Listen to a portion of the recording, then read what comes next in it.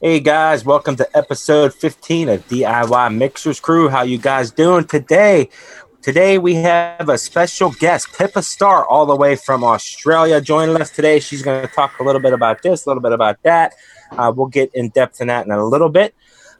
Real quick though, make sure you check out www.liquidbarn.com and use code MIXERSCREW. Get 15% off your total order. You get free shipping over $50. And as always, visit bullcityflavors.com and use code BM6 and get 6% off your total order. You get free shipping over $75. So what's everybody doing? How's everybody doing this week? Doing good, good. Welcome, Pippa. Hi, thank you. G'day. G'day all. G'day from Australia. So, yeah. Love that accent. Love that accent, man. Love it. Yeah, just sort of Aussie it up a little bit. All around the Yanks, you know. Yeah. So, look, if you guys could maybe help me out and maybe make me feel a little bit at home, maybe you could give me a bit of g'day, Kiwi cobber, Kiwi up a gum tree. Good day, cooey up a gum tree. How's that? Was that good day? I think you've done exceptional.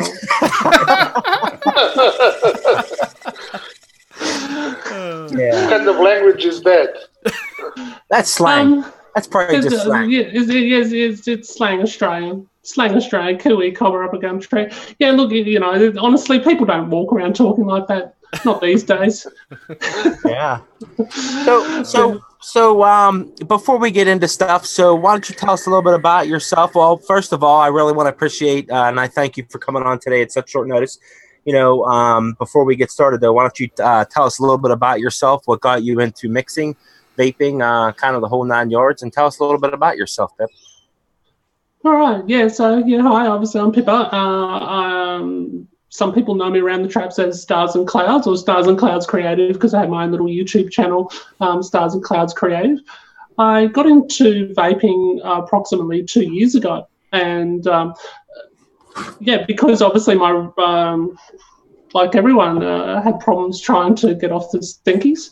And you going through every other method imaginable, every method imaginable, seriously, and probably a few more. But totally unsuccessful. So, of course, after a good friend of mine from work introduced me to his little Aspire Odyssey with his little Nautilus tank on top. Isn't that bizarre? I can remember the first device I vaped on, and I went, wow, this could actually work. I had tried cigarettes that I couldn't buy nicotine for because, unfortunately, nicotine is difficult to come by here in Australia. But yeah, so I had tried a Cigar Light a few years before that, and with no success, of course, because I had no bloody nicotine in it, did it? So, yeah, my vaping journey really, really took off in a big way straight away. As soon as I found this technology and embraced it, and it worked so beautifully well, I was fascinated by flavours, and it was thankful. I guess I've got to blame Wayne Walker. I really do, because his first few videos that I saw got me embraced. I thought, wow, this kid's making this sound too easy and exciting, and I say kid in a loving way, because he's just such an endearing character, and with a beautiful nature that certainly helped me get on my way with mixing. After that, I found other characters like Dustin or his more commonly known as Fresh 03, and following those sort of people. Jennifer Jarvis was putting out lots of good content, better known maybe these days as Flavor Pro. I got into the vaping underground in their pages and started studying the hell out of Hicks notes, heading clouds, if you're not familiar with that, and I just kept on buying and single flavor mixing and trying to learn recipes and how things were layered, and it's to say that it took over my life is an understatement. Yeah, so, I mean, I've tried a lot of stuff too to quit smoking and tobacco, because I used to chew tobacco too, and I've tried everything, man. I've tried, the gum, the lozenges, and like you said, nothing really worked for me, man. And vaping saved my life, and it's cool, man, that you got into it that way. But so you were talking about. Stars and clouds, and what are some of the recipes and stuff? What are your profiles? What do you like to vape and stuff like that? Yeah, look, I love anything that's punchy. I love a full flavored vape. Look, I still sometimes like a bit of nice plain ordinary custard, if you like, but I can't help myself but think, what am I going to put in the custard? How am I going to punch this up? What sort of butterscotch? What sort of caramel? Doesn't need a cinnamon note, and the mind starts flowing. So yeah, I like punchy, prominent flavors, but flavors that also rounded out enough so you can feel like you can have an all-day vape, or at least a couple of hours before you switch liquids, if you like, out of it. Whilst I certainly have some fun trying to make some, if you know what I mean when I say like almost like novelty style vapes. Maybe a good example might be like a dare I say, like a cola flavored vape. That's not something that I find most people can vape all day. But it's certainly fun to try and work with those sort of profiles. So yeah, I look, my favourite all-day vapes at the moment, my all-day vape, which has been almost from the start, it's just kept on getting refined, is my jam donut. I love my jam donut. And so you're like a bakery fan, what you're saying? You like your bakeries and stuff like that? Yeah, totally. And look, I hope you don't mind, but yeah, we'll shout out a boy, if you like, that's Wayne cool. Walker. Right. Oh, okay. This stuff here, look, this is my third bottle of this size, okay? Was that the rose milk? Rose milk. That's the rose milk by Wayne. I do that at 50-50 on my jam donut recipe, which unfortunately I haven't got public at the moment, but watch this space. I just might do that and show you how to mix that with rose milk, and it just makes this unbelievably beautiful, gorgeous, smooth jam donut with cream experience. So, yeah. Well, if you don't mind me asking, I know you didn't make it public, what manufacturer or what vendor do you use for your donut? Would it be like Flavor Art, Zapala, or like Capella donut? Yeah, look, I don't mind declaring it, and it's pretty obvious to anyone who's mixed maybe for more than a few weeks that Zapola is the main profile there. I mean, Zapola, what could you do before Zapola? You were grabbing the gluey glazed donut, if you like, and dealing with frosted donuts and all those sort of flavors. And the Zapola came and was like, la. It's funny. I want to pause, do a moment of pause, because I say Zapola too, and I'm from the United States, and everybody jacks me off for saying it that way, and I feel that's the proper way to pronounce it, but I might be wrong. Look, I say tomato, you say tomato. So real quick though, I know you were talking about some of the strict. It seemed like you were talking about some strict laws on nicotine and stuff like that over in Australia. Do they have like real strict laws and policies over there for you guys for getting a hold of nicotine? Or yeah, it's very, very complex. At the federal level, we're actually permitted to have up to 3 months supply of liquid nicotine. We're allowed to legally import that for our own use. However, the sales and distribution of liquid nicotine for use in e-cigarettes is 100% not allowed. It's so confusing. It really is. Look, bottom line. So you can purchase it, you can import it, but there's no one in Australia that actually makes or sells it or distributes nicotine. This is the funny thing. Australia probably makes some of the best pure nicotine in the world. Okay. We export it over to New Zealand, for example, among other places, and we import it back from New Zealand. Wow. Because we're not allowed to buy it here. Now you have to pay a tariff on that when you import it. Of course, God, it's travelled something like 5,000 to 8,000 kilometres before you've even seen it. It's like, what the fuck? Now what? That sounds like something the U.S. would do. Well, now what milligram are you allowed to have, like, personally? Like, what's the highest that you guys can? Well, not talking 1,000. We won't get into that. But are you allowed to import 100 milligram nicotine, or does it have to be a certain percentage or a certain milligram for you to have it on your person? To my knowledge, there's actually no specification through our federal laws that when you do order that 3 month supply of what milligram rating that is, which obviously can be a little bit dangerous, especially if the wrong person doesn't know what they're doing or how to handle the product properly. And look, they're trying to debate that for the moment through the Senate here in Australia at the moment through a number of hearings. And I try and keep up with it as much as I possibly can. But, look, unfortunately, what makes it really, really difficult in Australia, and this is the short story, is we have a constitution just like America, and we have a constitution where our federal laws, if they are in direct conflict with our state laws, that the federal laws will always prevail. However, our states choose to anti-constitutionally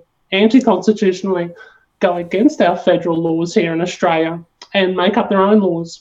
So, for example, where I live in Queensland, they say, no, you can't have nicotine. As soon as it hits your letterbox, it's illegal. You're in possession of nicotine. Now, that is in direct conflict to having 3 months supply that I've just talked about. And what makes it even worse, these laws change state by state right around Australia. It's a bit of a shit situation, but it's a very, very active subject right here in the media and otherwise here in Australia right now. And look, we're going to get some clarity and some clear, concise change so that hopefully more than 2 million odd Australians who do smoke here have a greater opportunity to not be scared off by vaping, Mm-hmm. Now, is that real quick? I don't mean to interrupt you, folk art. That's fine. But is that something to bring up your channel that you actually have on YouTube? I don't know if folk art was able to post something in the chat for your channel that you have on YouTube. Now, is that something that you discuss on your channel, like on your show, or what do you what do you get into detail? If you want to talk a little bit about that before we talk about one of the main reasons that you're here today. Sure, no problem. So I did two shows essentially on YouTube that I've started over the last few months because there's not enough live. In fact, there was no live content from an Aussie perspective. Look, the Vaping Bogan, he's fantastic. He does some fantastic. He's a funny son of a bitch. I tell you that. He is. I definitely recommend to check out his reviews. I mean, he's not only funny, he's actually a highly intelligent guy, and he delivers some highly intelligent information. But look, besides from him, I didn't really see or come across any good Australian content, or particularly live and interactive, if you like, on the YouTube YouTube live platform. So I really want to take advantage of that to talk about advocacy and to talk about what's coming up and new in the zoo in the industry, if you like, and try and find a way to utilise this platform to help unite a little bit. Now, I'm on my way to achieving that. I have two shows, one called Reach for the Stars, which is literally reaching out to who I think are some of the most interesting characters in the vaping industry internationally, not only here in Australia. I always try and get someone interesting from Australia as well on that show, which I do once a month, which has been an absolute hoot. It's just been a lot of fun. And Cloud9 I do as a weekly show, just a weekly short show, where I like to talk about, basically what's new, what's coming up, advocacy. And also once a month now I do, as part of my little Cloud9 platform, I have a show what I call Cloud9 Discover Your Flavour Journey, which is about the DIY, about DIY mixing. And in a short show, it's obviously very difficult to mix up a full liquid and all that. But the idea is to just get people thinking about DIY and maybe learn a few little tips here and there in a fairly short, sharp show before then they go and watch, say, Fresh in the Kitchen with the Vapor Chronicles. Now, what times and days are those shows on, if you don't mind me asking? Yeah, you're right. So in Australia, it works out to be Tuesday morning at 9 a.m., which suits people in America pretty well because that's about 7 p.m. Eastern Standard Time there on the Monday. So because we're way ahead of you down here. We're way ahead. And also Reach for the Stars is normally every first Sunday of each month, except for the exception of this month because I just felt like making an exception. So on the 29th of October, 2 p.m. Australian time, which I think works out to be about midnight Eastern Standard Time there. So yeah, looking forward to doing that. So Farquhar, you had that question. I didn't mean to interrupt you. That you wanted to ask. Oh, I was just going to ask. Has the nicotine laws always been this strict before vaping, or is this something that they decided on when vaping started, to get popular in Australia, or what? And question. And also how has, if they did change the laws, how has that affected the vape scene? Yeah, so this is the problem. The laws are archaic, They're stuck there with the dinosaurs in Central Australia, and there are dinosaurs there. No, the dinosaur bones. No, in all seriousness, they are archaic rules that haven't changed with the times. And they've basically used these archaic rules to go, well, we're not going to change in a hurry. Well, why? Because, we're making $7 billion a year in taxes by charging people up to $42 Australian, or probably even sometimes more, per packet of cigarettes. Wow. Ooh. So if they're making lots of taxes, why change things in a hurry? But, there's a lot of pressure. There's a lot of pressure at the moment for them to be able to make some positive change in this area. Yeah, sounds a lot like the U.S. Yeah. But that nicotine thing probably be really hard for people who want to quit smoke through vaping, right? How do you guys do it? So at the moment, there's about 200, probably, I'm estimating, probably almost up to about 200,000 illegal vapors throughout Australia. Some are a little bit more open, some are not. Look, I welcome them to come to my front door because and say, hey, we're gonna come in and crash and steal your nicotine, or say, right, so are you acting under a federal law or a state law? Because if you're going to be anti-constitutional, we'll visit you in the High Court. And nobody has tested this in the High Court in Australia, and this is why the state governments are being able to get away with anti-constitutional behaviour here in Australia, because it costs nearly $500,000 in the High Court. Yeah, right. So yeah, but look, otherwise, again, without nicotine, let's face it, you're only about a 1% chance. I think it was the last study that I saw. About 1% chance of any cessation or use of nicotine. Without it, you've got no hope.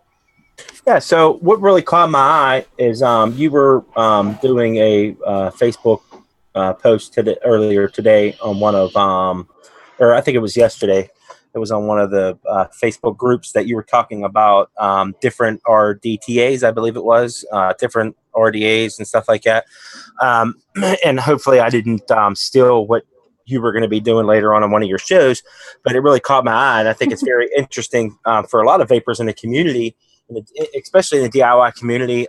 You have been testing a lot of those devices and stuff like that. And, I wanted to kind of touch base on it, and talk about it. Some of the RDTAs that you were using and RTAs. What was it? Was it RDTAs solely, or was it? Yeah. So look, what are the object of the exercise is? I mean, it's been an exciting year. It's been an absolutely exciting year for the release of really affordable RTAs and RDAs.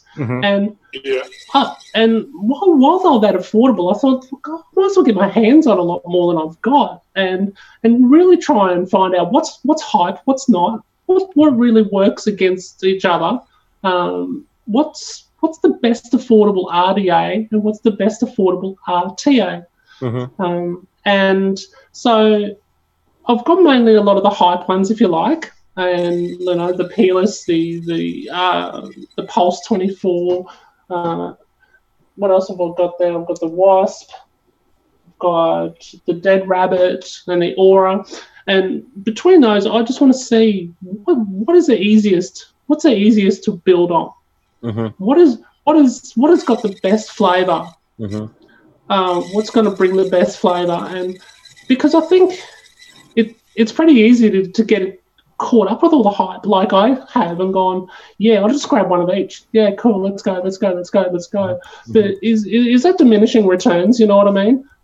Where the whole idea is to save money and get healthier, and where I think if someone maybe I've been a little bit more fortunate, I guess I can obtain these particular devices, and I can share maybe some of my knowledge from my very short journey, which hopefully will be relatable to a lot of others who have only maybe vaped for the last couple of years as well, in sharing how easy or difficult they are to build on, and also take it from a flavour perspective, how important or how prominent they bring flavour to the table, Yeah. So both on an RDA perspective and an RTA perspective.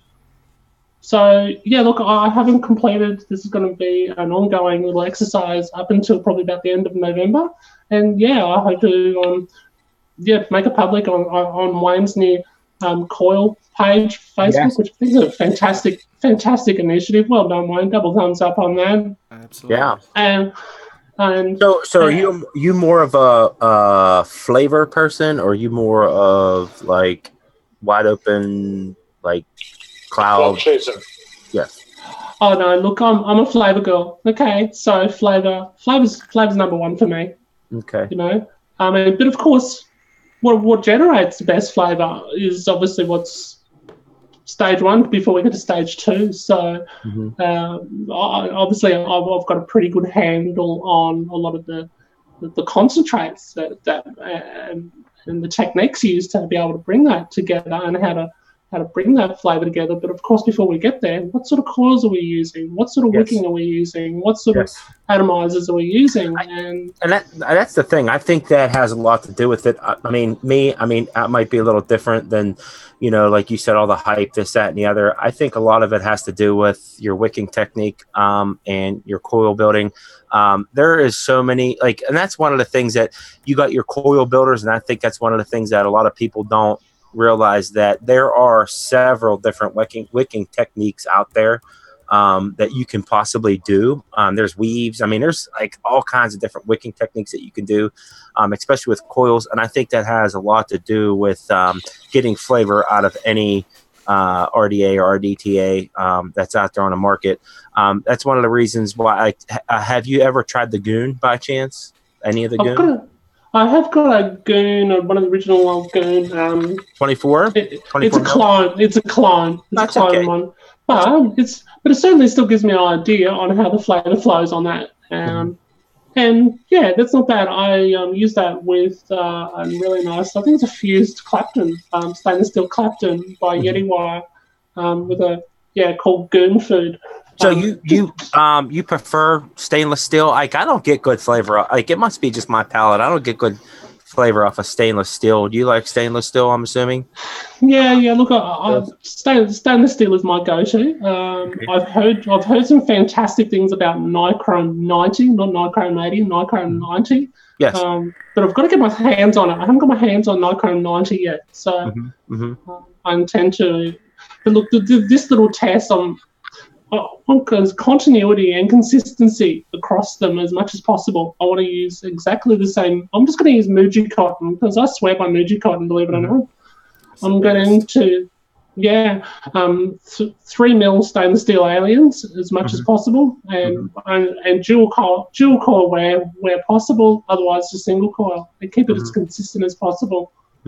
It's funny that you say that about with the stainless steel. I have a bunch of Nichrome 80, not Nichrome 90. I haven't tried that yet myself, but I don't mind. I get really good flavor off of Nichrome, just regular Nichrome 80. But it seems to me, I get more surface area for my juice to get when I'm building the coil. I get better flavor out of it, but it seems that with they heat up, it heats up a lot quicker with the little bit of nickel that's in there. It heats up a little bit quicker than regular regular Kanthal. And it seems that my coils get a little bit more gunky when I use the Nichrome. So, I still stick with my A1 Kanthal. That's my go-to. The flavor's a little bit more intense with the Nichrome, but as far as longevity, to get more life out of my coils, I think the Kanthal for me is where it's at. Now Claptons, fused Claptons, all that stuff like that, I don't mind them. I do get good flavor, but the only problem with me is with my work schedule, I work a ton of hours during the day. It kills my batteries because I have to run them at such higher volts and wattage in order to get them to ramp up to get that flavor. It kills my batteries, and I got to replace my batteries throughout the day. So granted, I am suffering from a little bit of flavor loss and stuff like that. I just kind of stick to my Kanthal because it's kind of I get the best battery life. I get the flavor that I'm looking for. But for some reason, though, I don't know if it's my palate, stainless steel, I get an off taste. I kind of taste I get a metal taste in my mouth every time I use a stainless steel coil or anything like that. It really doesn't bring out that vibrancy in the flavors for me. And I'm wondering if that's because of the years of smoking and tobacco use that my palate just is just destroyed, that I don't get that flavor from stainless steel. And I kind of sucks because I hear so many raves about it, like you said, with stainless steel. I just don't get it, and it kind of sucks. It's kind of like those people that have that tendency to not taste strawberry.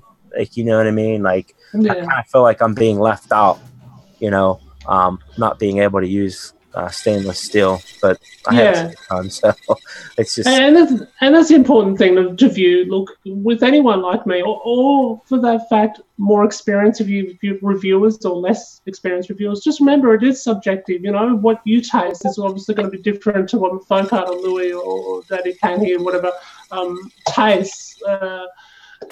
You know, we've got to be able to try and make up our own mind, obviously based on the best information, information put forward. But, you know, I think the main thing is I think us as vapors in the community for some time now, we've almost got a responsibility, I believe, to share and care with others what our experiences are.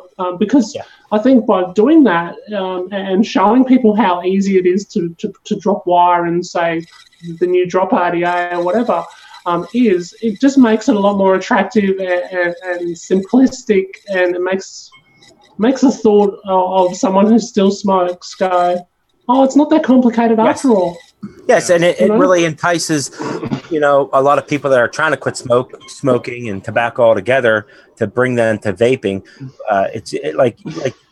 I understand where you're coming from, because it makes it seem like, you know, people that are on tobacco saying, you know, that's too much of a pain in the ass. I don't feel like doing coils. I don't feel like doing this, doing that, you know, and like you said, the simplicity of it. To draw people off of tobacco and, you know, save their life in the long run from vaping. And that's another thing, too. I think that's one of the things that the community really needs is, you know, new people to the vaping community to help keep it alive. You know, like I always say that I don't consider myself an advanced mixer, but, you know, a lot of people that come to the vaping, the DIY vaping scene, you know, they kind of seemed overwhelmed, but like you said, the simplicity, if you bring that to the table, hopefully that it will keep them off of tobacco. And that's one thing I think that will keep the community strong is, you know, newer vapors, and try to keep them involved in the community. It'll keep it going strong, and it'll keep vaping alive. You know, so, you know, speaking of devices and RDAs and RDT, like, what are you like? What device are you using right now? And some of the devices that you're using, if you don't mind, can you tell me what one that you kind of like you feel that you like, or one that like maybe you're leaning towards, or your predictions on what you think in a few months that you're gonna probably pick? I know Folk Art, he has you said you just recently, within the past few months, I know we did a show, you actually got the Wasp.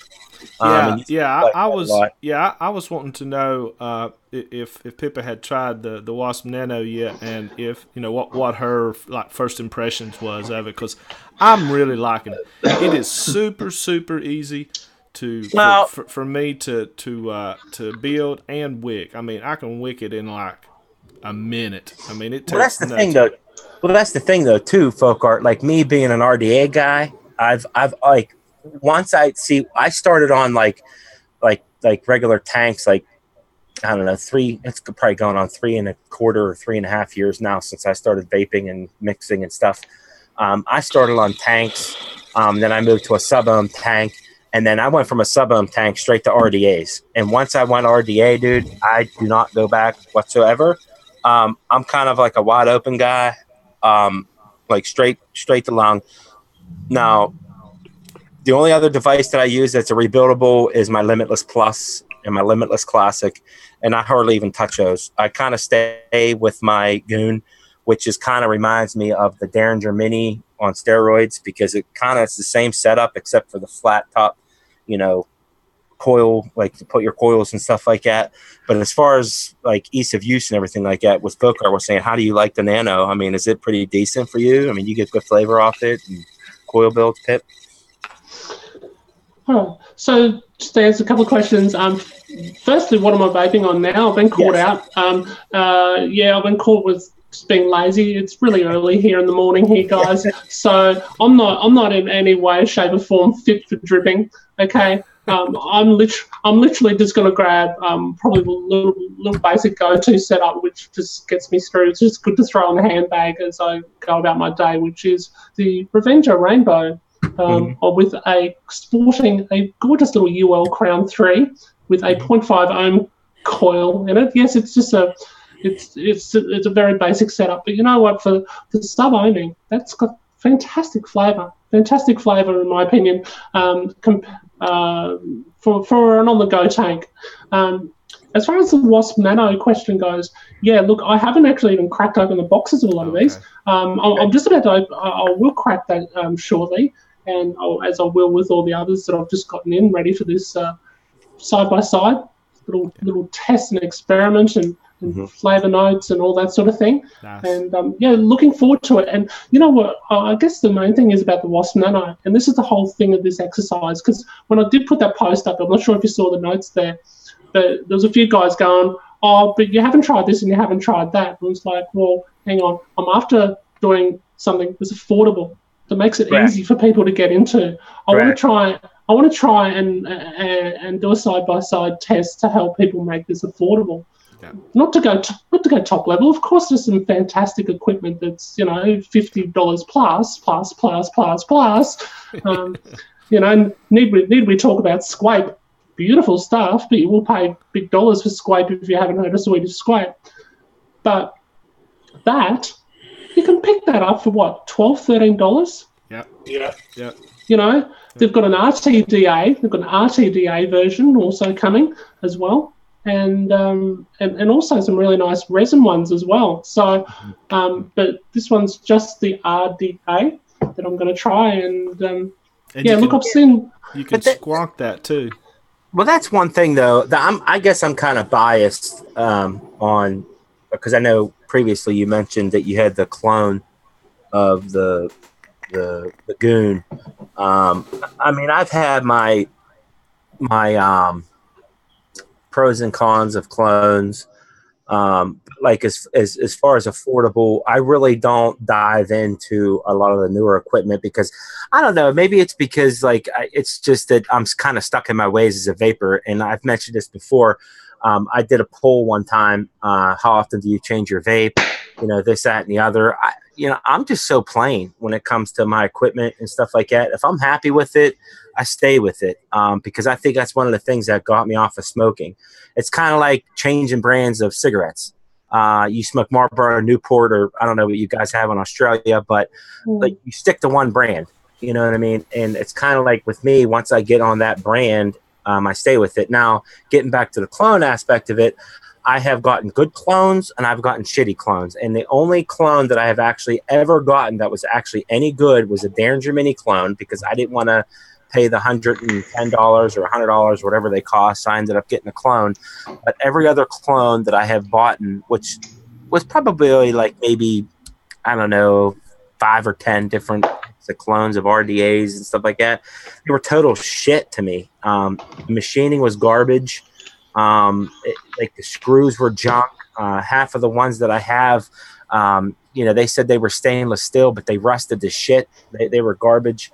And every authentic piece of equipment that I've ever bought stayed true and it stayed good. And that's just my preference. I kind of try to stay away from clones. I don't know if that Wasp is like I said, I don't stay up with the newer stuff that's on the market, but now, is that a clone that you bought, or was that an authentic Wasp? I'll tell you what, heaven help me. Heaven help anyone if they ever had to buy a fucking Wasp clone at $12 or $13.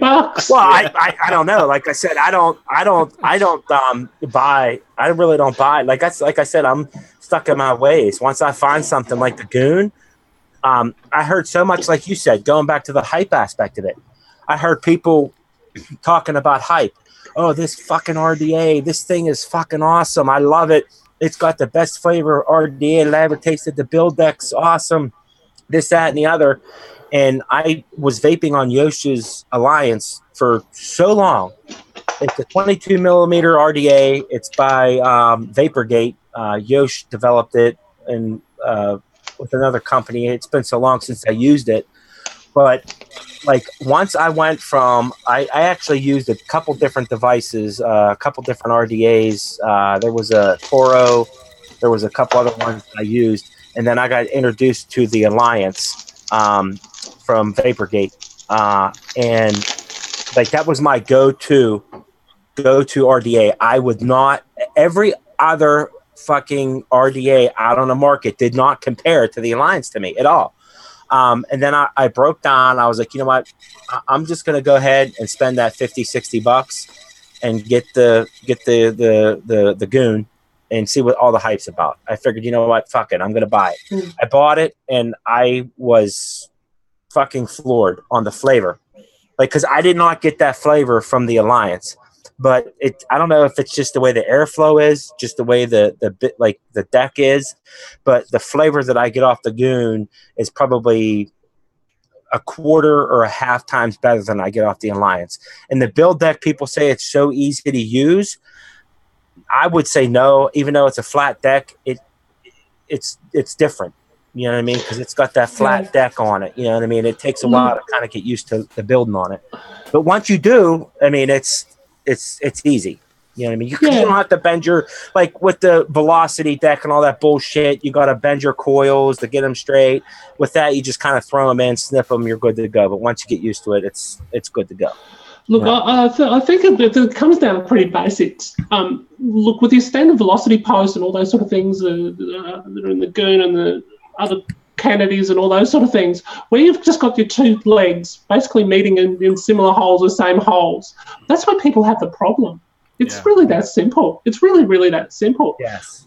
What I'm really, really enjoying, what I'm liking the whole idea, which I think really encourages people maybe to try an RDA and to experience ultimate flavour, is the what I call maybe drop-ins or postless some people are referring to. That's what's exciting, I think. Yes. To be able to get a wasp where you can just put in one coil, maybe try and expose the deck here live. I've just snapped it open. And you know, now that you mentioned that, though, I do have like not to interrupt you, but go ahead, continue. But I wanted to touch on a deck that you were talking about. I think that the decks that are coming out now, where you can just drop in your coils, just make things it's such a simple design. It makes it simple for people. You know, it's as simple as that. You know, I think as human beings, we overcomplicate things like nicotine laws. Correct. And other stuff. I mean, and that's one of the things that that was pretty cool about the not the Limitless Plus, but the Limitless Classic. They did have a design where you can buy I think it was 9 different decks or something like that on there. But it came with a totally flat deck, which was pretty kick ass that you can make the coils. Now I did have an RDA that I bought on a whim, which I thought was pretty cool. It's I'm trying to get the old cotton out of it, but it's a post. It's kind of like not a postless, but it doesn't have a center post, and it's like a single a 2-post design. Now it does come with a center post that you can put in there, and the thing about this is if you put the center post in there, I think the way it's designed, it runs the negatives off of the sleeve of the RDA, where it gets you to that sub-ohm that you need. If you put that center post in there, it'll take you up above. Because I remember when I was building it, I built my regular 0.3 coils, my 24 gauge Canthal, 6 wrap on a 3 mil, and it usually comes out to a 0.3, and I put it on there and it was reading like a 1.6. I'm like, what the fuck? So I called the vapor shop that I bought off of, and he was like, dude, did you read the directions? I'm like, fuck no, dude. I just put a coil in there and ready to go. He's like, dude, you got to take out the center post. And it was just some kind of new design, new innovation, and it really makes it easy. It's kind of set up like the velocity style deck, but it doesn't have the 2-tier system. It runs the negatives off of the side of the RDA, which is pretty cool, and it works pretty good. Airflow's pretty good, but I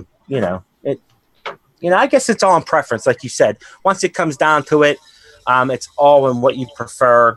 And I think that that kind of information kind of shies away the newer vapor. I think a lot of the newer vapors out there today are just transitioning from getting off of tobacco, going into vaping. Honestly, I think the way they should go, I don't know if they have them over in Australia, is just like your basic ego, just a regular tank with pre-made coils. They got to get that higher nicotine level, say 18 milligram nicotine level. I would say your pre-made coil tank market, and it probably still is worldwide. It's probably about 90%. It's probably about 90% of all vapors because it's so quick and convenient just to buy your coils, put it in. People I speak to who want to start vaping, they're like, "Oh, does that mean I've got to do all this and this and this and that?" And it's like it's too hard. But once you get into it, it's quite a joy to be able to stay inside, and rebuild your coil rather than go outside for a smoke. And I think that's what once you reach that plateau in your DIY endeavor, I would say that's what kind of gets you hooked into like making the juice, the coils, this, that, and the other. Because like you said, people kind of shy away from that, building their coils and shit like that. And I've noticed, like, even a lot of my brick and mortars around where I live, I've even heard a lot of people that buy commercial juice, they're tired of building their coils. They're like, fuck this.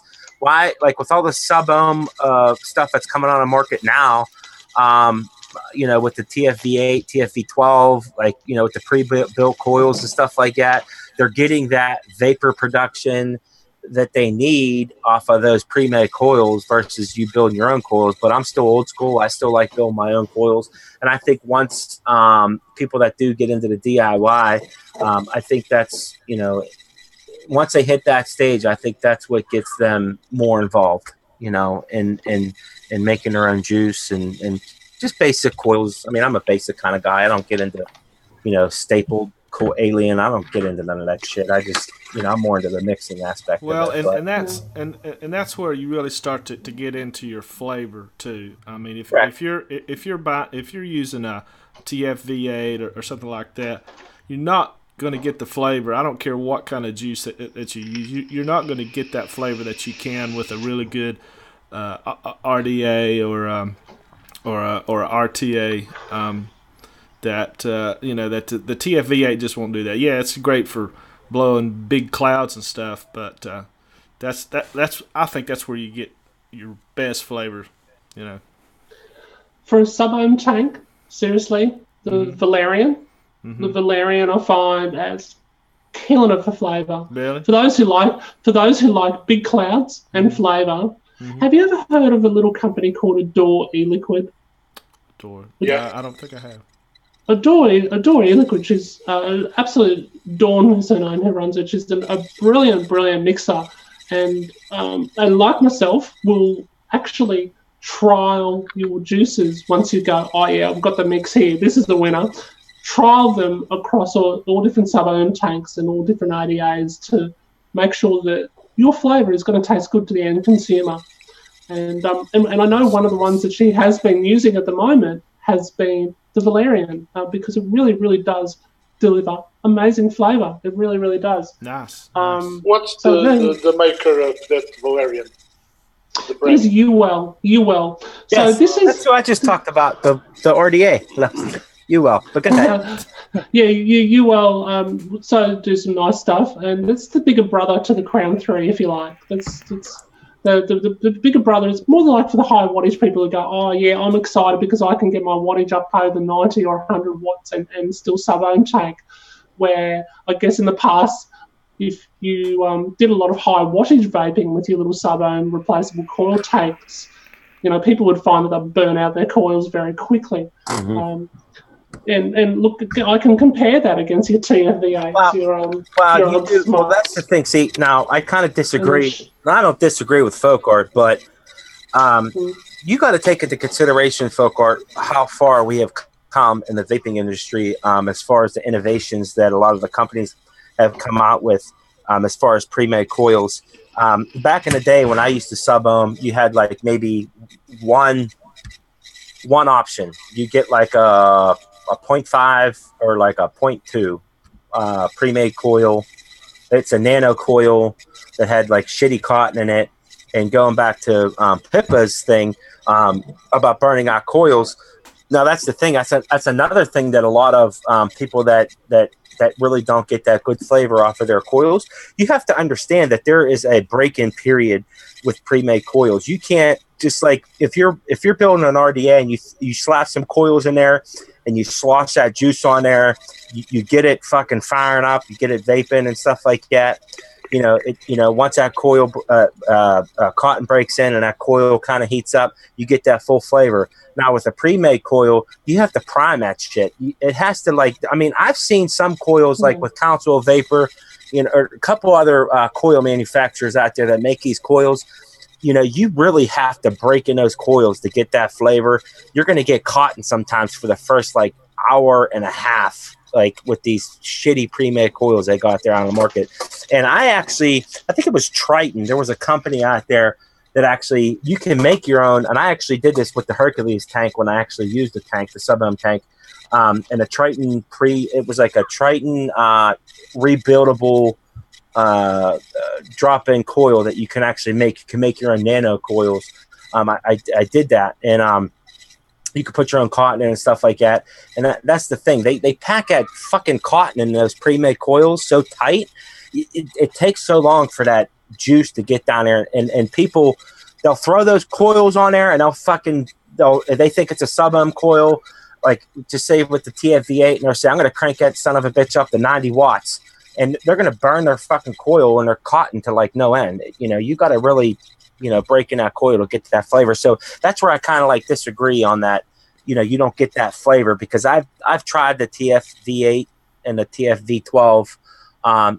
It has substantial flavor. Now, compared to an RDA, fuck no. Right. It doesn't. You're not getting that. You need an RDA to get the flavor, man. Well, I'm not saying that RTAs or sub-ohm tanks, don't have good flavor. I'm just saying, for me, I use the Griffin 25 Plus for about a year, and I swore by it. I mean, it had really good flavor, a lot better than the Smock TF. I had a TFV4, I had a TFV4 Mini, I had a TFV8, and every 3 days I was buying coils for it because I'd burn them up, and I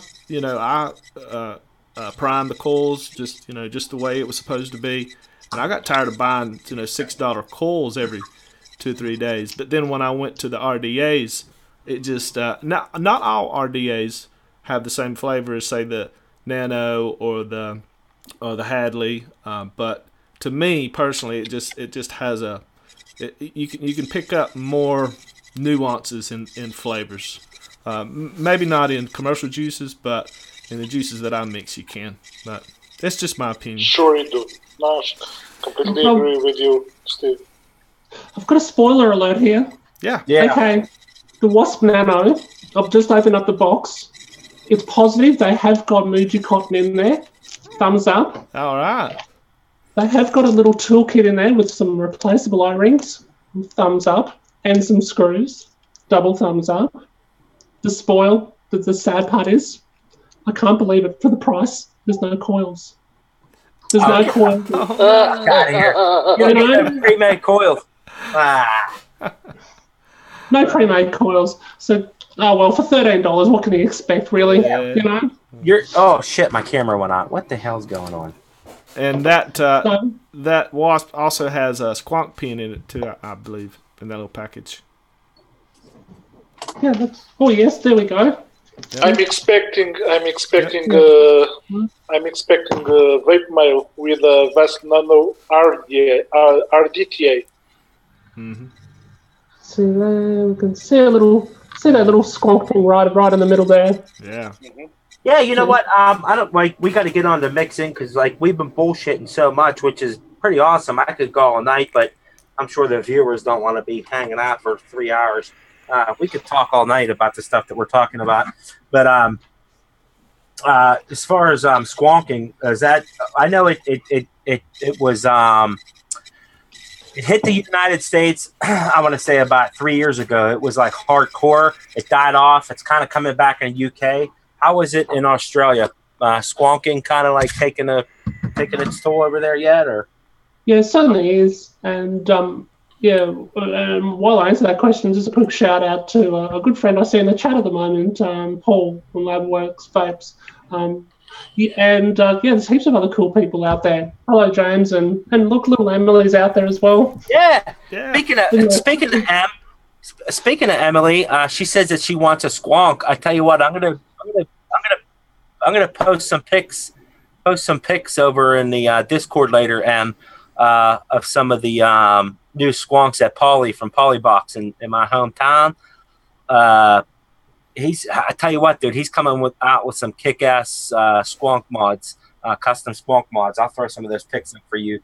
He's pretty cheap too. I don't know if you caught that episode with him in it, but he makes some good shit. But moving on, I guess, to the mixing. I know we got like 5 minutes, but we'll probably go over a couple minutes today, guys, because we've got a special guest today. We're gonna mix up one of Pippa Starr's recipes today. I kind of talked to her and said, "Hey, I want to mix up one of your recipes. Is that okay?" She says, "Yeah." So she actually did a recipe that's called "I Don't Like Cricket." It's by Stars and Clouds. That's what she goes by on ATF. Me personally, I am a bakery, like pretty much like you, Pippa. I'm a bakery custard type of dude. So, fruits, they're not tough. I mean, I can vape them, but they're not all day vapes for me. But you had suggested a recipe that you had on all the flavors. It's called "I Don't Like Crickets." I don't know if Phil Carr can throw that up on a screen for us. But you were kind of it was a remix, but we're going to kind of do a remix of it, and we are going to eliminate the flavor art blackcurrant, and we're going to put mixed berry in it today. And now, being that you come from that, you said that you're kind of like a bakery person, like an all-day vape, like that's what you vape on and off. That's what you try to create in your mixing. What made you decide to go out of your element? And that's the thing. I know that that's one thing that I know about you from doing research and just chatting with you on the DoD and other Facebook groups, that you really do extensive flavor testing on your flavors, which is really awesome. So what made you step outside the box and decide to do kind of like an all fruit type of vape? Okay. So a very, very quick answer to an earlier question. Squonking, yes, people do squonk in Australia with the new Ethereum by Geek Vape. It is actually becoming a lot more affordable, and same with the new Pulse released by Tony B. I'm absolutely gone crazy on squonking. I've gone the Pico, on the little Pico squonk. Look, honestly, it's a pretty basic little squonker. I will get into squonking. Definitely, the hype has caught me. I'm definitely going to learn more about that. Regarding this particular recipe, yes, you're right. I wanted to challenge myself. I like making donut-style recipes, cheesecake-style recipes, bakery-style recipes. But when the Wayne from DIY Die put out the remix month there a few months ago, I wanted to challenge myself, or take the opportunity to challenge myself with fruits. As my friend out there in the chat, Labworks Vapes, Paul, like he's very, very good at fruits. But, to be honest, from talking to him, I don't think he's that good at bakeries. But I wanted to... Wait, you said... What did you just say? You said he wasn't... I'm not on camera. You got my scale on. Did you say he wasn't good at bakeries? Yeah, exactly. I think his bakeries probably suck. But... I do understand from chatting to him, he's got great knowledge on citrus particularly, and on different fruits. And I'm like, okay, hang on. I can't be outdone here. I need to be able to learn how to do some fruits, and how better to do it than learn some of the most respected juices, at least in our local industry. And that's why I did choose, I picked on a little fella by the name of Sam, Vaping Bogans juice, not called 6 and Out. I'll give him a little free plug there for you, Sam. 6 and Out, which is a really, really nice lychee and blackcurrant juice, and it was just really, really smooth. And I just challenged myself to try and find what the nuances were of the flavors in that particular one, and to see if I could remix it. Clone. Look, I'm never going to say I'll clone a juice, because I challenge people to respect the the flavors that they can recognize in a juice and see a way that they can make it as good or better themselves. And that's certainly what I've tried to do with It's Just Not Cricket. And although it's probably somewhere around about 80-85% of the original in my original recipe, it certainly helped me learn a little bit, especially, like little tricks like using 0.5% of apricot just to help round out some flavors and add some juiciness in the recipe. Learning how to use flavors like lychee, which can really, really stab you in the throat when you don't use it properly at the right percentage, and how to balance that with the right flavors around it to learn how to make it work or layer properly within a recipe. Is about where I went with this one, yeah. Awesome. Swell. So, I mean, I noticed you use a lot of flavor arts. I opened that, and you wore a cactus, and it kind of reminded me of Pickle Rick. Just the smell of it. I knew. Yeah. So the thing is, though, I had to start looking at a trend. And from studying lots and lots and lots of Hicks notes, Head and Clouds notes, and Vaping Underground, which I recommend any mixer who's really, really keen on getting the mix, just take the time out and go and read 93 pages worth of Hicks notes on Vaping Underground and study those recipes and see the way that he uses flavour art. And I couldn't help. There was just too many nuances that were significantly, definitely flavour art. So I had to look for the commonalities. The thought pattern, and I'm not gonna accuse Sam of being simple, because he's a fucking highly intelligent guy. But I took the simplistic approach that, hang on, I can taste those bits that are definitely flavour art concentrates. Chances are that's what he's used, and chances are I was right. Well, I mean, that's one thing about flavor art. I sorry if my mic. I don't know if you guys can hear me too. Yeah, good. we can hear you. Okay, so that's one thing about flavor art, though. Flavor art, in my opinion, and they are tailored for the vaping industry. They are exclusively made for DIY vaping, in my opinion. That's one thing. I think that they have some of. I mean, granted, you got your INW. Everybody's jumping on the Flavora bandwagon and stuff like that, but I think flavor art out of all of the. I mean, besides Capella's custard, because I love it, but flavor art to me, I think, has some of the best aromas, some of the best flavor concentrates out on the market, specifically because every one that I have flavor tested holds true to what it represents. You don't have to really go high on the percentages. You can keep it at that. Your 1 or 2% in a mix in order to represent what you're looking for in a mix, and I think they work really well. Now, a little bit about your recipe. The title of it, it says "I don't like cricket," which I didn't. Now, this is a remix. What was this supposed to? What was the flavor supposed to be in this mix? Was it like a fruit bowl, or what was it going after? I don't know. I'm not a fruit guy, so I don't know. No, that's cool. I think he puts it out as a nice black currant with lychees in the outfield. He says, which think of the outfield as baseball, just to convert language for a moment, because we're talking cricket, which is an Australian sport. We don't, yeah. So that was the original recipe, 6 an hour. Black currant with lychees in the background, but it was a little bit more complex than that. I've got some textual notes, and the textual notes were prominent with that I found was straight away. It was definitely the peach, the pear rather, because the flavour up pear in low percentage like that, you can get that nice little bit of texture notes, and that white peach, that's as juicy as, and I could tell that he'd used the Armania apricot. Now, I don't know, I'm speculating here, to be honest, but I could tell he'd used the Armenia, or better known as apricot, to round out. It's well known for rounding out flavours and taking off those top notes like lychee does have.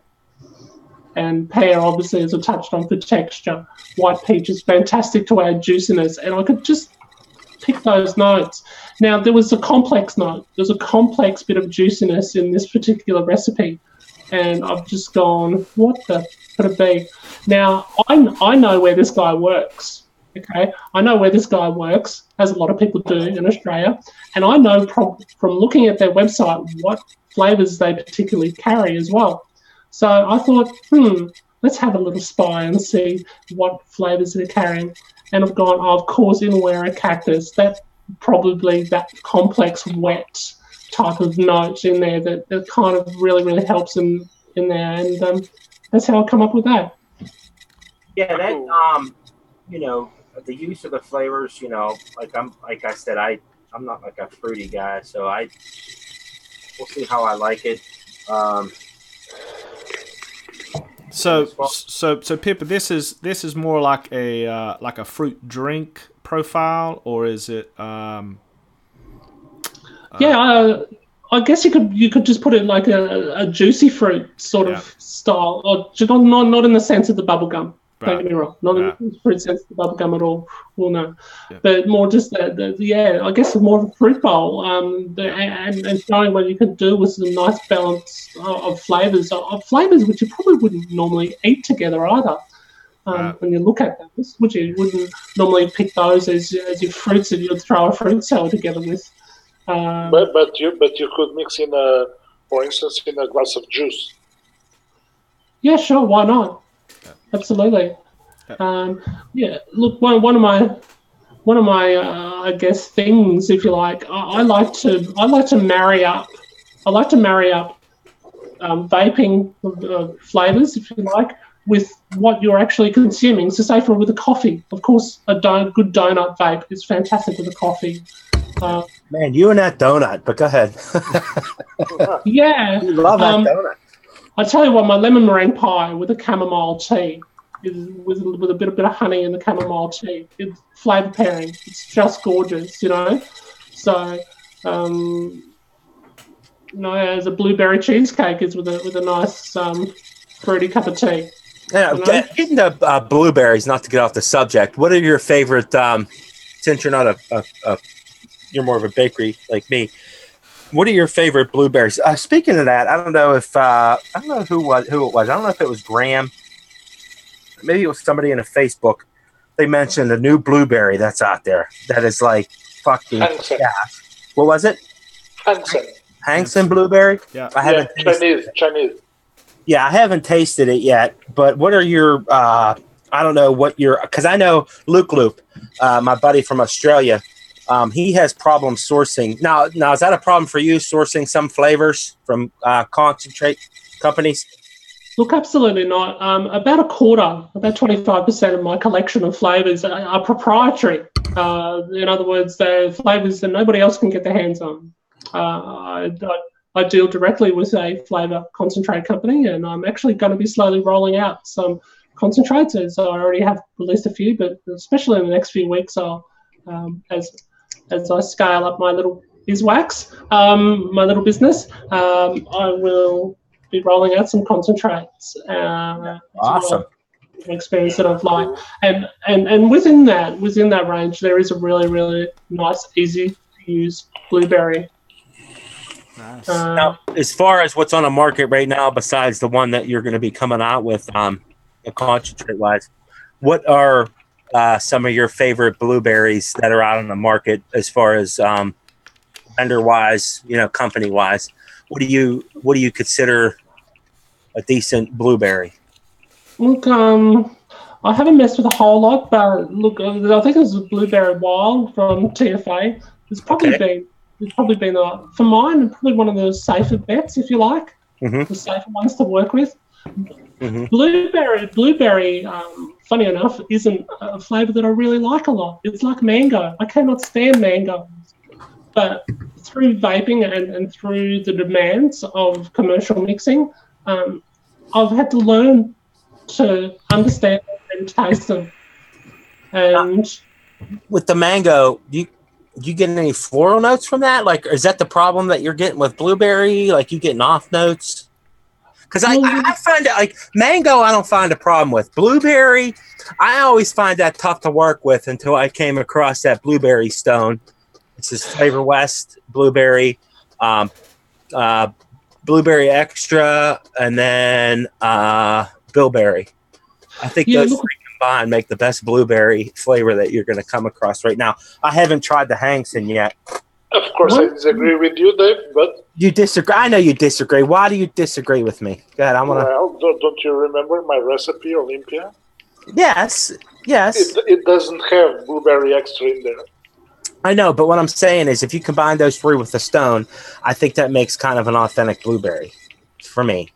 I mean, for my I made when I developed that recipe, I made several experiments, and my go-to is Flavor West blueberry, bilberry, and to make an accent that is very good to most of berries. Put some blackcurrant, flavored blackcurrant. Well, I mean, you can. What I'm saying though is, I mean, I know you disagree with me, but what I'm saying is, on a standalone standpoint, like a manufacturer out there, on a standalone blueberry, there's not one out there that I think that's good. You have to combine.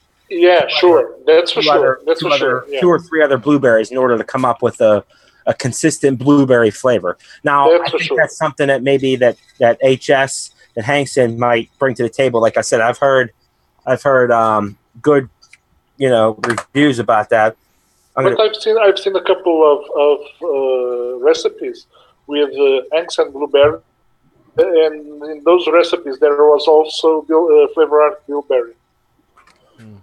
Is there a steeple on this, Pippa? No, there should be ready to almost shake and bake. Remember, what did you sub there?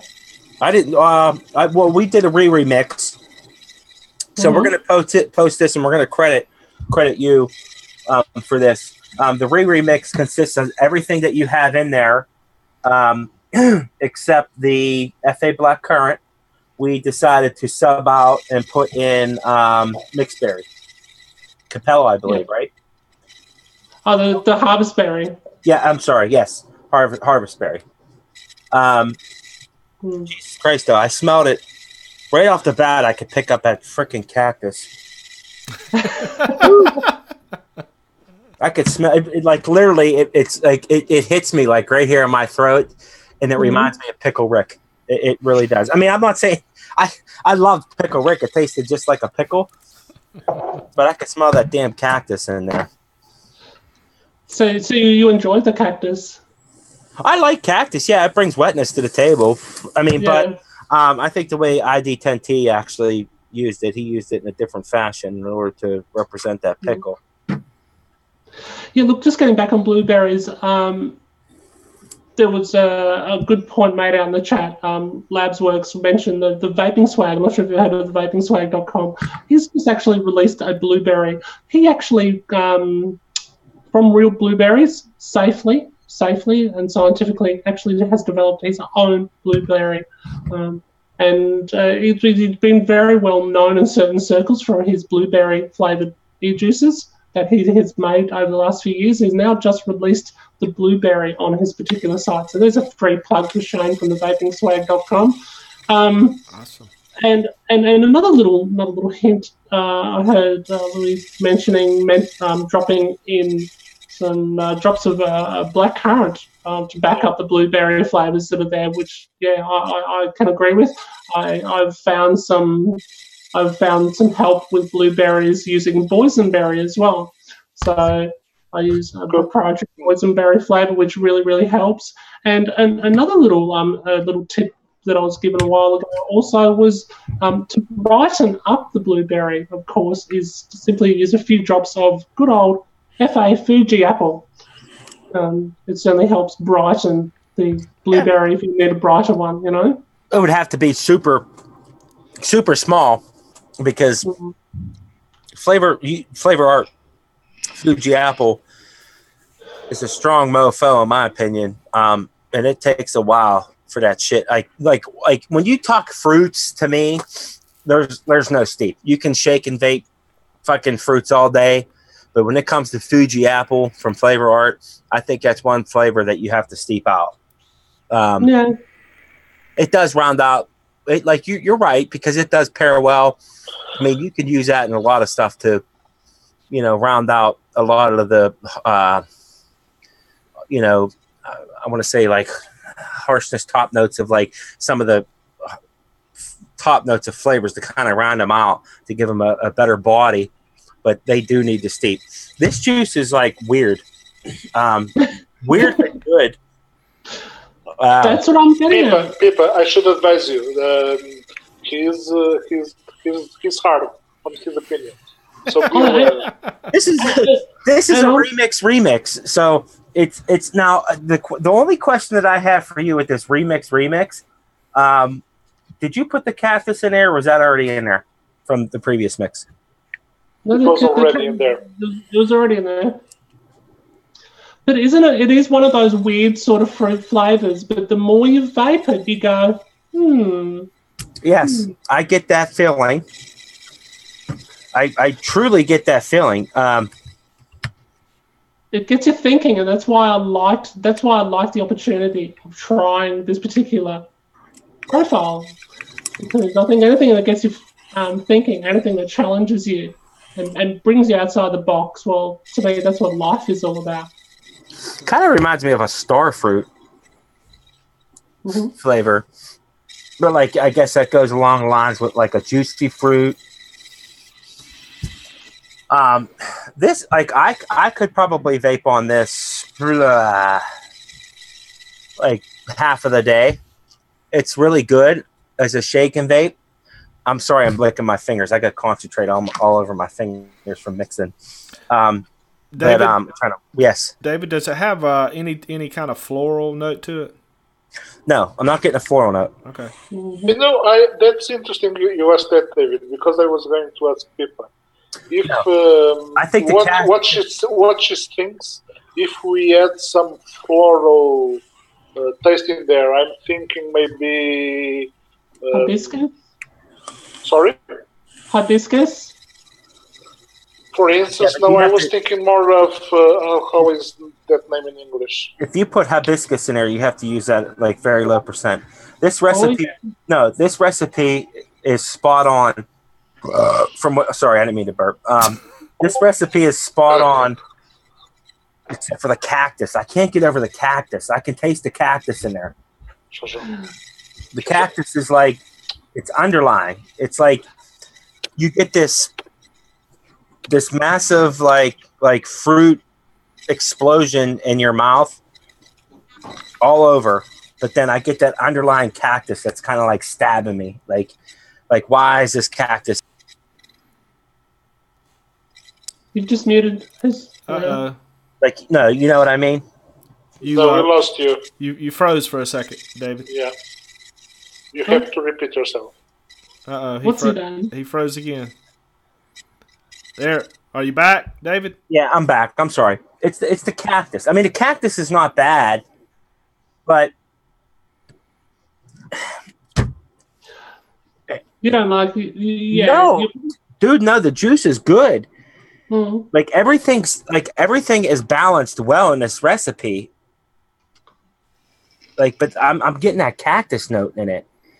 But I don't know. See, that's the thing though. Like, I don't know if they put that cactus in there to kind of because that's the thing with the peach, the pear, the apricot, like everything that's going on in this recipe.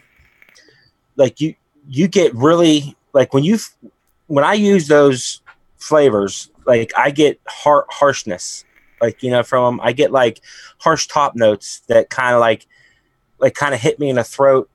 That I'm like, I get like a what the fuck, like you know what I mean? And I'm thinking, okay, well maybe that cactus is in there to kind of tone down the round off of those fruity notes in there, like you know what I mean? It does help. It does help, and there was a little bit of research done to be able that I found because I'd never tasted a recipe or mixed a recipe with lychee that didn't have that really horrible spike, if you know what I mean. Yes. And I did do some research to find out the cactus did help round out that lychee, and obviously apricot is very, very good for rounding out fruit flavors as well. I got a dry hit there, and that's the point. So that's exactly, you hit the nail right on the head when you answered my question. So like that's why I'm assuming that the cactus is in there, but the cactus does it works in a mysterious way, but you still get that kind of ass end of the cactus incorporated in the mix. But it works. But for me, I can pick out that layer. Like, you know what I mean? I could pick out that cactus layer in there.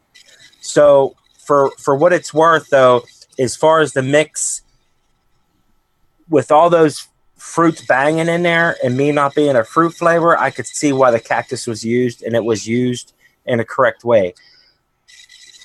I may try to mix it like maybe a 0.25, maybe try to bring the cactus down a little bit so I don't kind of taste that cactus. Maybe it'll kind of like round it out a little bit more. But from a like a fruit vape, it's very enjoyable. Like you said, it keeps you thinking, like not what is it, but it's fruity, but then like you're like, wow, this is like, you got a lot of shit going on. Like, you know what I mean? You can pick out the layers in there. You can pick out the layers of everything, and everything is not like in your face. Like when you mix with apricot, when you mix with pear, when you mix with like the white peach, especially Flavor Art white peach, that shit, when I mix with that flavor, I can pick that fucking flavor out of anything. And I really can't pick up that harshness of that white peach. And I think that's what the cactus brings to the table. It tames down all those fruits in that recipe. You know I think what also fascinated me with this was from a commercial mixing point of view, because let's face it, you want to make the most out of the least, yeah? Have a look at the total percentage on this recipe, guys. Yeah, the total percentage is it's really, really low, yet you can still bounce out a lot of flavour, low.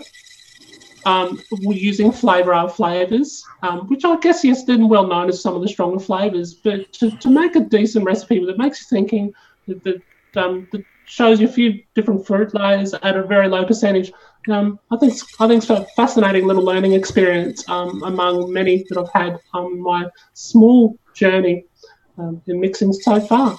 Well, I think that's one of the things, though, too. Like, and it goes back to being like with Flavor Art, you really don't have to kill, like, overuse those concentrates in order to represent on what you're trying to get in a mix. And I think that's one thing that Flavor Art does well, that you don't have to really up the percentages in a mix in order to get the profiles that you're after in a mix. And I think that's, you know, being that it's 4.25%, it's great where it's at. You know, same thing with, like, I had a mellow milk recipe that I've used, and it's very low percentage. And I think that's what a lot of people do that are new to mixing. They kind of overuse concentrates that kind of mute stuff, and they just keep adding and adding and adding, and they get to where they want to get, but they really don't have to use that much concentrate in the mix. This recipe is well-rounded. Cactus is getting me, but it's really good. If I was to rate it at like a 5, I would give it probably like a 4. I want to say 4.5, but I'll give it a 4.25 because of that cactus. Because like it's that cactus note like in it. Like I can't get rid of that cactus note. But that's the thing. Throw some custard in it, and you'll like it. Nah, that's the thing. Like I think like after a few days. Some cheesecake. No, that cactus, it'll probably mellow out a few days. You know what I mean? It'll get subtle on me, but it's very good. But for you guys out there in the community that are watching, or if you guys are going to catch the replay, you know, make sure you check out this mix. I am a bakery dude. I'm a custard dude. That's what I vape all day. But for a fruit mix, this is, like she said, it keeps you thinking. It keeps you on your toes. It makes you wonder. Like, it makes you, like when you're sitting back in the evening after dinner and you take a vape of this, it makes you think on what is in this. There are notes in there that are unfamiliar, that bring a lot to the table, and it makes your taste buds dance. and it's really enjoyable. I really like it. Good job, Pippa. I love the recipe. It's pretty awesome. Other than that, if you guys got any more questions for Pip, I know we kind of like went way over time today, but we had a special guest today. Can I just do one quick shout out? A quick shout out to Mark SR. Follow him on ELR. I think he's also on all the flavors. He's an absolutely brilliant up and coming mixer. He's really throwing together some unbelievable recipes. It's an absolute pleasure to have him as a wingman, if you like, once a month on a show that I do called Cloud9 Discover the Flavor Journey on my channel. So, yeah, big shout out to him. He's an amazing guy. He's a really, really lovely Canadian as well. Awesome. Anyway, sorry, yeah. Any other questions? Oh, no, dude. No, man. If you guys got anything else.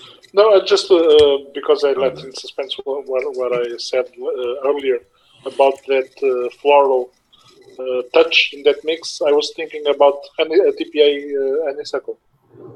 Anisette. Oh, that'd be nice. Yeah, I can see that working in this recipe, absolutely. I'd probably start at maybe a 0.5, probably about 0.5. Yeah, I was thinking between 0.5, 0.75, around that, yeah. Yeah, that could certainly provide something very different. Some special sweetness that would be interesting, I think. Absolutely. Look, honestly, you could put a splash of Capella's vanilla bean ice cream, or even Hang Sen's ice cream. Let's not get bakery. Let's not get bakery. Let's keep it fruit. Let's keep it fruit. And this is what I like about recipes like this. They're pretty low percentage. Although they're a high level concentrate, if you like, the flavour are. There's still plenty of space there if you wanted to throw in a bit of ice cream. But just remembering, guys, obviously you guys will probably be in the know, but the more creams you add to your fruits, the less your fruits are going to stand forward. They're going to mute out a little bit. Yeah, so it's just a matter of it's always about having the right balance. And also, another little technique I'll share with what I do is pretty simple technique. I always ask myself the question as I put every layer or every flavour in a recipe, why is it there? Why couldn't it not be there? What else is in there? What's the added value that flavour is bringing to the recipe? That's the question we should ask always. Yeah, simplicity. Because, look, I think there's habits or there's fancy things we see people do, in mixing groups and stuff like that. And we always just want to add marshmallow because everyone hears the marshmallow gets some good mouthfeel. But why is the marshmallow there? If you use it too high, maybe it might be muting. Yeah, exactly. It might be muting out your recipe. So I think about within the context of the recipe, I guess, is my point, to make sure if you're going to try and sweeten your recipe, as long as you understand the context and you ask yourself, when I write out a recipe, I put a note against every flavour, why it's in the recipe. Yes. And then I read it all back. I read that back to myself and go, oh, okay, right. Well, I really repeated myself 2 or 3 times there.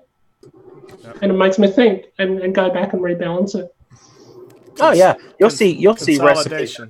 Yeah, you'll see recipes out there that got 3 or 4 concentrates that are banging. You know what I mean? And you're trying to reach that goal to create something to where, like you said, not overlapping concentrates that have the same chemical compounds in them that are just going to recreate the same thing, and you're going to cause forced muting in your recipe, which is basically, I mean, once you get into advanced mixing, that's something that that you'll learn.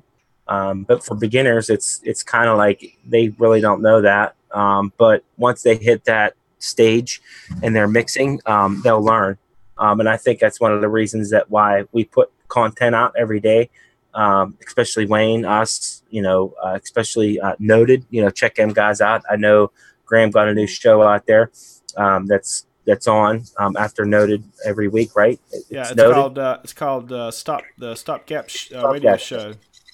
Yeah, he got a show out there with Skittles, and we're just out there, trying to educate some of the new mixers out there in the community. But, other than that, man, it was a kick-ass show today. I know we went over time. It was actually an hour and a half. Should have been an hour, but we had a really good guest on today. I really appreciate. We have to pay her some extra time. Oh yeah, I really appreciate you coming out. A lot of the stuff that you brought to the table today, it was pretty awesome. And yes, it is after the in the mix on Thursdays, the Stopgap Show with Graham.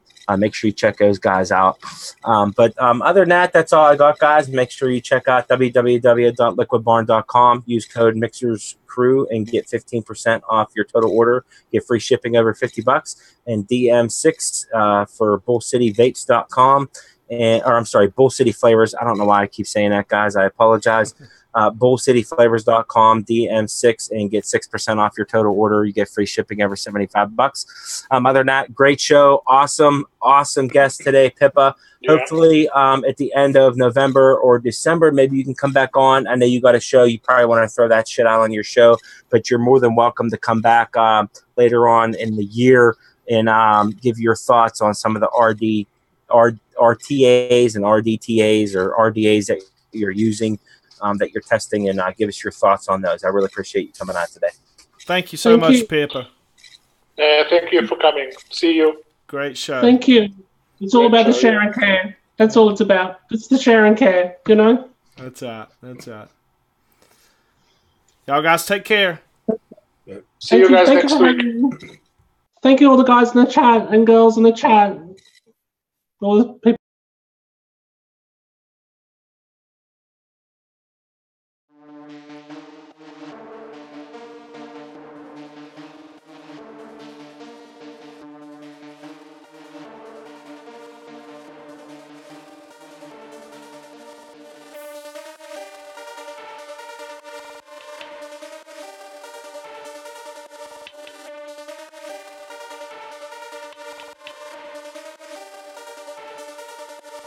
Chuki beef.